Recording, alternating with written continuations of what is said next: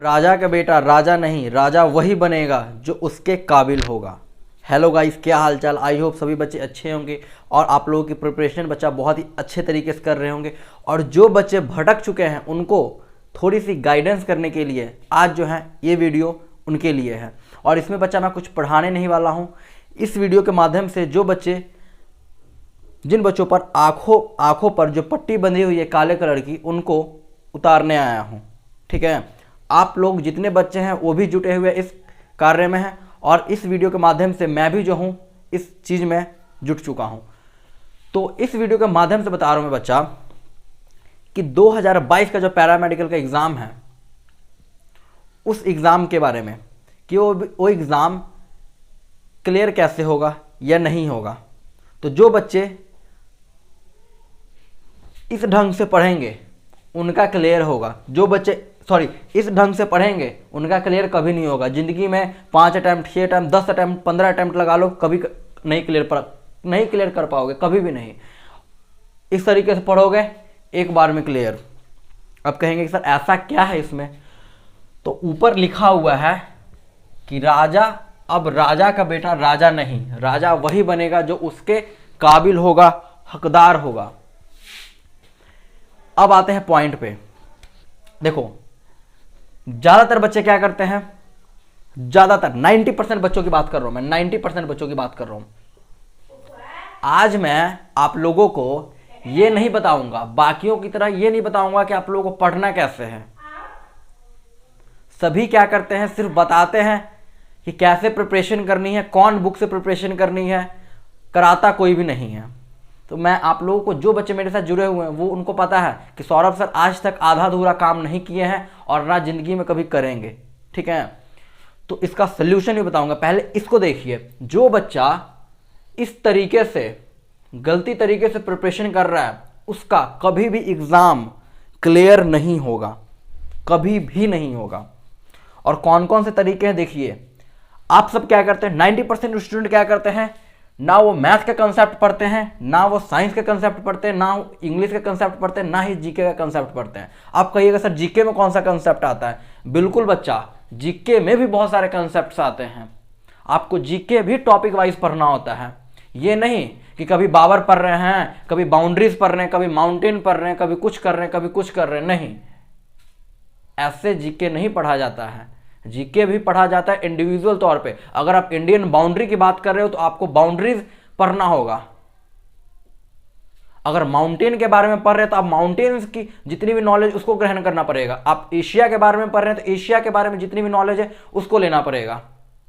ऐसे आप नहीं कर सकते हो कि कभी बाबर पढ़ लिया, कभी इब्राहिम लोदी पढ़ लिया, कभी बाउंड्रीज पढ़ लिया, कभी माउंटेन्स पढ़ लिया, कभी कुछ कर लिया, कभी कुछ कर लिया। नहीं होगा क्लियर कभी भी। तो ज़्यादातर बच्चे क्या करते हैं, ना उन्हें कंसेप्ट से मतलब है, ना वो कंसेप्ट पढ़ते हैं और सीधा क्या करते हैं कि प्रैक्टिस पे उतर जाते हैं। प्रैक्टिस भी वो खुद नहीं करते हैं। आप लोगों को पता है मैं क्या कहना चाहता हूँ, प्रैक्टिस भी वो खुद नहीं करते हैं। बस कहीं जाएंगे, पहला क्वेश्चन ये है जी, इसका आंसर ये, इसको ऐसे सॉल्व करेंगे, इसको ऐसे सॉल्व करेंगे, चलो ये आंसर सही हुआ, बहुत अच्छा। आप लोग इस प्रकार से करते हैं, इस प्रकार से करिएगा, कभी एग्जाम नहीं क्लियर होगा। साइंस का कंसेप्ट नहीं पढ़िएगा, साइंस का सिर्फ एमसीक्यू पढ़िएगा। ना आपको ब्लड के बारे में नॉलेज होगा, ना आपको पता होगा कि सर्कुलेटरी सिस्टम का खोज किया क्या, यानी कि किसी भी आपको कंसेप्ट से कोई लेना देना नहीं है। सिर्फ एमसीक्यू को प्रैक्टिस करिएगा, नहीं होगा। एमसीक्यू को प्रैक्टिस करना जरूरी है जब आपके हाथ में नोट्स हो, आप नोट्स बना चुके हैं, समझ चुके हैं, रिवीजन कर चुके हैं, फिर प्रैक्टिस में उतरिए। आप लोग अगर ऐसे ही अपना 1 घंटा या 2 घंटा 2 आवर ऐसे ही रैंडमली प्रैक्टिस में वेस्ट कर रहे हैं, कहीं और जाकर या कहीं पर भी प्रैक्टिस कर रहे हैं, इसका आंसर ये होगा, इसका आंसर ये होगा, इसका आंसर ये होगा, क्लियर नहीं होगा एग्जाम कभी भी। तीसरा बात, जीके भी आपको कॉन्सेप्ट वाइज पढ़ना है, फिर जाके आपका क्लियर होगा। और यहां पर जो आखिरी पॉइंट लिखा हुआ है, बस एमसीक्यू प्रैक्टिस करना है। बिल्कुल, बस जो इस तरीका से बच्चे पढ़ते हैं बस उनको एमसीक्यू प्रैक्टिस करना है, तो नहीं क्लियर होगा कभी भी नहीं। तो पढ़े कैसे सर, सही तरीका, आपको मैथ को कॉन्सेप्ट वाइज पढ़ना होगा। कॉन्सेप्ट वाइज कहने का मतलब कि हर एक टॉपिक को अलग अलग पढ़ना होगा। अगर आप स्क्वायर रूट पढ़ रहे हो, अगर वर्गमूल पढ़ रहे हो, तो वर्गमूल का पूरा कंसेप्ट आपको क्लियर होना चाहिए। इसके जितने भी रिलेटेड प्रश्न बनते हैं वो आपके हाथ में होना चाहिए, वो आपकी कॉपी में होनी चाहिए, वो आपके नोट्स में होनी चाहिए। फिर प्रैक्टिस करिए। साइंस का कंसेप्ट आपके पास होना चाहिए, साइंस के कंसेप्ट की नॉलेज होनी चाहिए, उसका नोट्स आपके हाथ में होना चाहिए। इसकी प्रैक्टिस फिर लगाइए। ठीक उसी तरीके से इंग्लिश पर नहीं करते हैं, कई बच्चे नहीं करते हैं। ये तो हो गया बात कि ऐसे पढ़ना है। अब हम ये बताएंगे बच्चा, कई क्या कहते हैं, कई होते हैं बता दिए कैसे पढ़ना है, बताए हैं हम, तो पढ़ाएगा कौन? हम ही तो पढ़ाएंगे। तो बिल्कुल पूरे YouTube पर मात्र एक ऐसा चैनल है जहां पर कंसेप्ट्स पढ़ाए जाते हैं, प्रैक्टिस कराए जाते हैं। मैं अपना वो नहीं कर रहा हूँ यहाँ पर, मैं अपनी जो है ना बढ़ाई नहीं कर रहा हूँ कि मैं ही एक ऐसा चैनल हूँ, नहीं। आपको सही डायरेक्शन दे रहे हैं बच्चा, ठीक है। समझने का प्रयास करिए। आप लोग जो कर रहे हो ना, उससे पेपर नहीं क्लियर होने वाला है। लोगों को बस अपने व्यूज़ और सब्सक्राइबर से मतलब है, पर वो आपकी ज़िंदगी के साथ खेल रहे हैं, आपका टाइम वेस्ट कर रहे हैं। इस बात को समझिए, आप समझना होगा, नहीं तो पछताओगे आप सब। समझ में आई? मेरा बच्चा बस एक ही मोटिव है, ठीक ना। मेरा बस एक मोटिव ये है कि मुझे किसी से कोई मतलब नहीं है। मुझे हर एक बच्चे को समान रूप से देखना है। जो किसी गांव में बैठा हुआ है, जो किसी शहर में बैठा हुआ है, जिसके पास पैसे हैं, जिसके पास पैसे नहीं हैं, जिसकी रोज़ाना की कमाई 200 रुपया है, वो कैसे अफोर्ड करेगा, नहीं करेगा तो वो कैसे पढ़ेगा, गाइडेंसी क्या होगी उसकी। YouTube पर आपको हज़ारों वीडियो मिल जाएगी कि प्रिपरेशन कैसे किया जाए, ये बुक्स पढ़िए, ऐसे होगा, ऐसे होगा, ऐसे होगा, ऐसे होगा, पर कोई नहीं बताएगा कंसेप्ट कहाँ से पढ़ें। बच्चा अगर मैं बोल रहा हूँ तो मैं दूंगा ना कंसेप्ट, तो बिल्कुल हम देंगे। ऐसे पढ़ना है आप लोगों को, ठीक ना, ऐसे आप लोगों को पढ़ना है। हमारा बस बच्चा एक ही मोटिव है कि हमें बच्चा हर एक उस बच्चे तक पहुँचना है, हर एक उस बच्चे तक। इस वीडियो को इतना शेयर करिए ताकि हम हर उस बच्चे तक पहुंच पाए और मेरी बात जो है हर एक उस बच्चा को समझ लगे कि मैं कहना क्या चाहता हूं।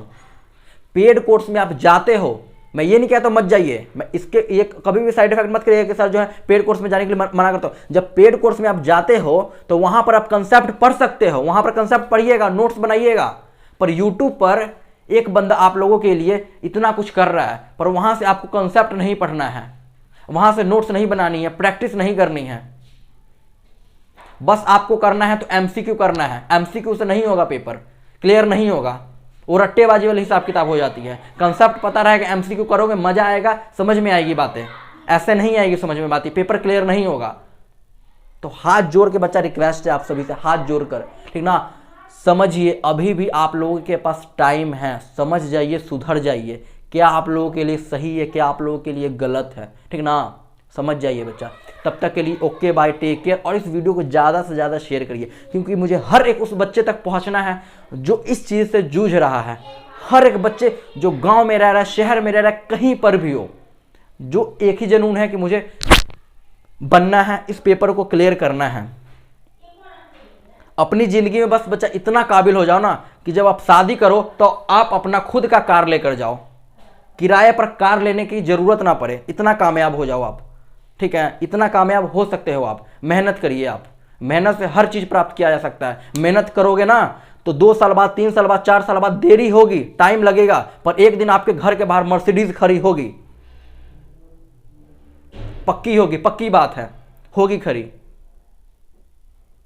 दुनिया में 2 चीज़ से लगाव रखिए, एक माता पिता से बस, और एक खुद से।